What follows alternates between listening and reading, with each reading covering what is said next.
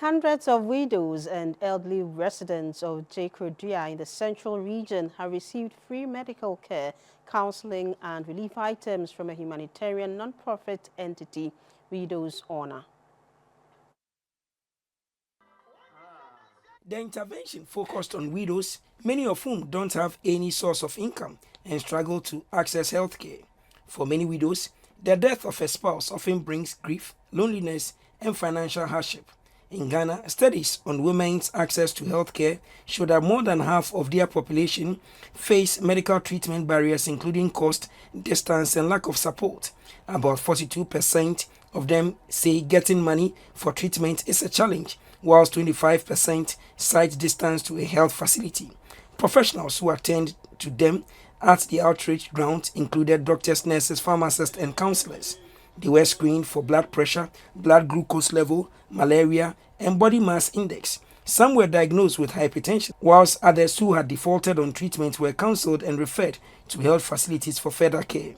The founder of the Widows Honor Foundation, Madam Priscilla Eduampon, said the gesture was their way of serving God, though service to humanity.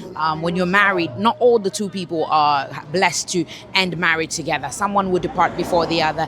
But when that happens, know that you have God, you have family that loves you. So we are here to encourage them, to bring hope into them, and also give them resources that will help better their lifestyles and their everyday life. But we are hoping and we are believing that in the future to come, we'll have access. We'll partner with organizations, World Health Organizations, or maybe the local businesses here. Health experts say widows and older women are more vulnerable to untreated chronic diseases because they often delay hospital visits due to cost and lack of family support. Because when we looked at some of the rate here, some of them are very, very high. They are not eating healthy, they are sleeping, they are eating and they are going to bed right away.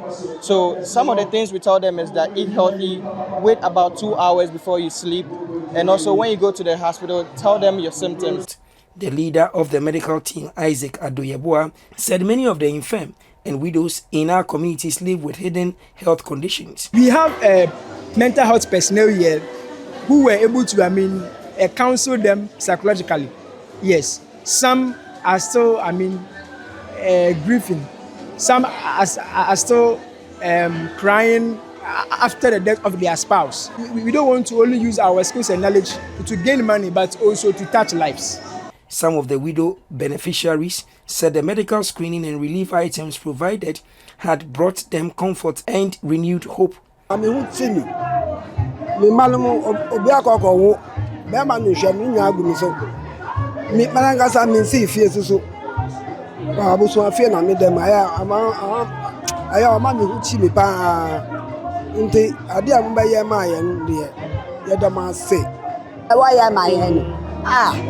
Makuba manya me de say mandanti nti sofo be kan ye no ese awurade e da wase we wa hihye no embre mo man nti na me dira ha na ma chede adumi nsemu a me da awurade ase ni bi namba ha ka mi no fe no na me fie wa ma gbonu e je wan le jo ami wo sa fie amena no ni fe neke ko na ba we ko. The foundation distributed hampers containing clothes, rice, cooking oil, and toiletries.